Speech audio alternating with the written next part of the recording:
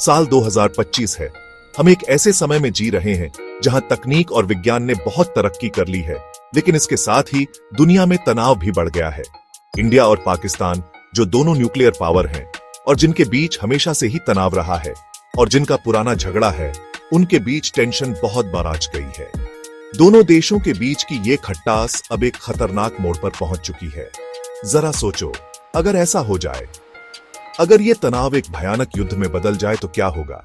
India किसी बड़े terrorist attack के जवाब में पाकिस्तान पर न्यूक्लियर अटैक कर देता है। ये एक ऐसा कदम होगा जो दोनों देशों के लिए विनाशकारी साबित हो सकता है।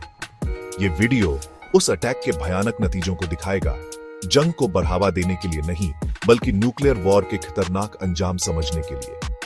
हम देखेंगे कि कैसे एक पल का गुस्सा और बदले की भावना पूरी मानवता को खतरे में डाल सकती है। यह सिर्फ एक सोच है, लेकिन इससे हमें बहुत जरूरी सीख मिलती है। हमें समझना होगा कि युद्ध किसी समस्या का हल नहीं है। न्यूक्लियर वेपन्स का इस्तेमाल, चाहे छोटे लेवल पर ही क्यों ना हो, बहुत बड़ी तबाही लाएगा।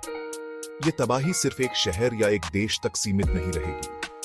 शुरुआती असर तो बहुत बुरा होगा, लेकिन आगे चलकर दोनों देशों और पूरी दुनिया के लिए इसके और भी भयानक नतीजे होंगे। पर्यावरण पर इसका असर सदियों तक रहेगा। यह कोई गेम नहीं है, ये एक बुरे सपने की झलक है जिसे कभी हकीकत नहीं बनना चाहिए। हमें इस खतरे को समझना होगा और इसे रोकने के लिए हर संभव प्रयास करना होगा। यह हमें न्यूक्लियर डिप्लोमेसी और पीसफुल तरीके से प्रॉब्लम सुलझाने की जरूरत समझाता है। बातचीत और समझौता ही एकमात्र रास्ता है। इससे बड़ा कोई खतरा नहीं हो सकता। हमें मिलकर इस खतरे का सामना करना होगा और एक सुरक्षित भविष्य की ओर कदम बढ़ाना होगा। न्यूक्लियर अटैक के बाद दुनिया बहुत ही भयानक मंजर देखेगी। धमाके से सब कुछ राख हो जाएगा, सिर्फ एक गड्ढा और रेडियो एक्टिव डस्ट रह जाएगी। इमारतें गिर जाएंगी, पुल टूट जाएंगे और पूरा शहर मलबे में बदल जाएगा। जो लोग धमाके के पास होंगे वो तुरंत मर जाएंगे और बहुत से लोग बाद में जख्मों और जलने से मरेंगे। हॉस्पिटल्स में इतने सारे घायल लोग आ जाएंगे कि डॉक्टर्स उनका इलाज नहीं कर पाएंगे। जो लोग धमाके से दूर होंगे वो बच जाएंगे, लेकिन न्यूक्लियर वॉर के बुरे असर उन पर भी पड़ेंगे। न्यूक्लियर ब्लास्ट का सबसे खतरनाक असर है रेडियो एक्टिव फॉलआउट। यह जहर हवा, पानी और जमीन में फैल जाएगा और जानलेवा साबित होगा। ज्यादा रेडिएशन से रेडिएशन सिकनेस होती है, जो जानलेवा बीमारी है। कम रेडिएशन से भी कैंसर और दूसरी बीमारियां हो सकती हैं। फॉलआउट का असर कई सालों तक रहता है, जिससे लोग वहां रह या खेती नहीं कर पाते।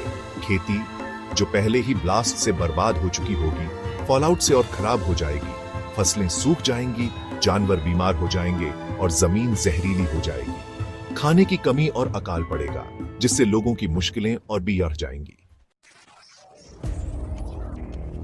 चौथा भाग, दुनिया पर असर, राजनीतिक और आर्थिक उथल पुथल। इंडिया में न्यूक्लियर अटैक का असर पूरी दुनिया पर पड़ेगा। यह सिर्फ एक देश की समस्या नहीं रहेगी, बल्कि इसका प्रभाव हर कोने में महसूस किया जाएगा। सारे देश इसका विरोध करेंगे और इंडिया पर कड़े इकोनॉमिक और डिप्लोमेटिक सैंक्शंस लगेंगे। शेयर मार्केट गिर जाएगा, करेंसी की वैल्यू घटेगी और आर्थिक स्थिरता पूरी तरह से हिल जाएगी और दुनिया की इकोनॉमी खराब हो जाएगी। यह आर्थिक संकट एक ग्लोबल रिसेशन में बदल सकता है, जिससे हर देश की फाइनेंशियल स्टेबिलिटी खतरे में पड़ जाएगी। इससे ट्रेड और इन्वेस्टमेंट पर बुरा असर पड़ेगा और इंटरनेशनल बिजनेस पूरी तरह से ठप हो जाएगा। पोर्ट्स खाली हो जाएंगे, फैक्ट्रीज बंद हो जाएंगी और इकोनॉमी और खराब हो जाएगी। फाइनेंशियल इंस्टेबिलिटी बढ़ती जाएगी, जिससे रिकवरी और मुश्किल हो जाएगी। इसके पॉलिटिकल नतीजे भी बहुत बुरे होंगे। गवर्नमेंट प्रोटेस्ट्स और पॉलिटिकल अनरेस्ट बढ़ेगा, जिससे इंटरनल स्टेबिलिटी भी खतरे में पड़ जाएगी। इंडिया और पाकिस्तान फ्लैग के रिश्ते पूरी तरह टूट जाएंगे और बॉर्डर्स पर तनाव बढ़ जाएगा। डिप्लोमेटिक रिलेशंस पूरी तरह से टूट जाएंगे और न्यूक्लियर वॉर का खतरा और बढ़ जाएगा, जिससे मिलिट्री एस्केलेशन और बढ़ेगी। यह स्थिति बहुत ही खतरनाक हो सकती है, जिसमें और भी देश शामिल हो सकते हैं। एलाइड नेशंस भी कॉन्फ्लिक्ट में खींचे जा सकते हैं, जिससे इंटरनेशनल मिलिट्री टेंशन और बढ़ जाएगी।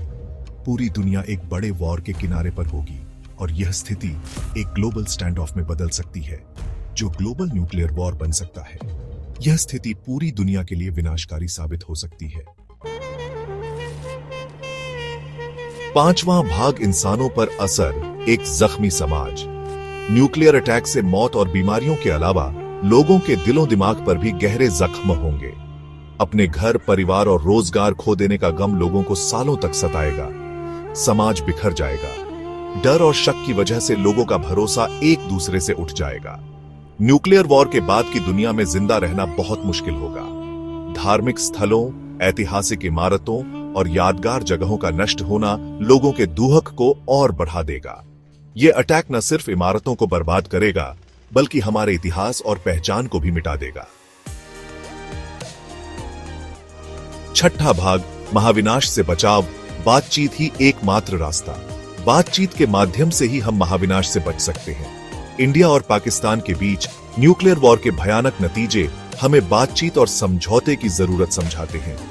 युद्ध के बाद की तबाही और बर्बादी हमें यह सिखाती है कि शांति और स्थिरता के लिए संवाद कितना महत्वपूर्ण है। शांति से बातचीत करके ही हम झगड़े और अविश्वास को खत्म कर सकते हैं। बातचीत से ही हम एक दूसरे को समझ सकते हैं और गलतफहमियों को दूर कर सकते हैं। दुनिया के बाकी देशों को दोनों देशों के बीच बातचीत कराने में मदद करनी चाहिए।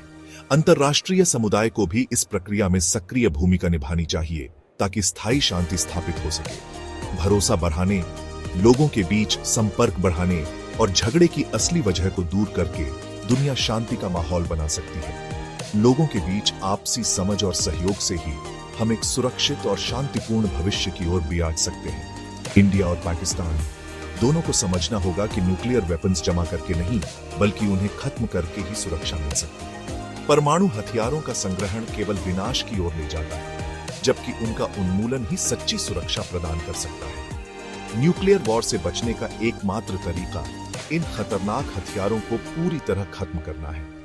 यह केवल एक देश की जिम्मेदारी नहीं है, बल्कि पूरी दुनिया को मिलकर इस दिशा में कदम उठाने होंगे। सातवां भाग, निष्कर्ष, हमारे भविष्य का फैसला। पाकिस्तान पर न्यूक्लियर अटैक का यह उदाहरण हमें शांति की नाजुकता और न्यूक्लियर वॉर के भयानक नतीजों की याद दिलाता है। हमें इससे हर हाल में बचना होगा। हमारे सामने दो रास्ते हैं। हम अविश्वास, हथियारों की होड़ और विनाश के रास्ते पर चल सकते हैं, या बातचीत, सहयोग और न्यूक्लियर वेपन से मुक्त दुनिया के रास्ते पर। अब कदम उठाने का समय है। आइए समझदारी से फैसला लें, अपने बच्चों के लिए और इंसानियत के भविष्य के लिए।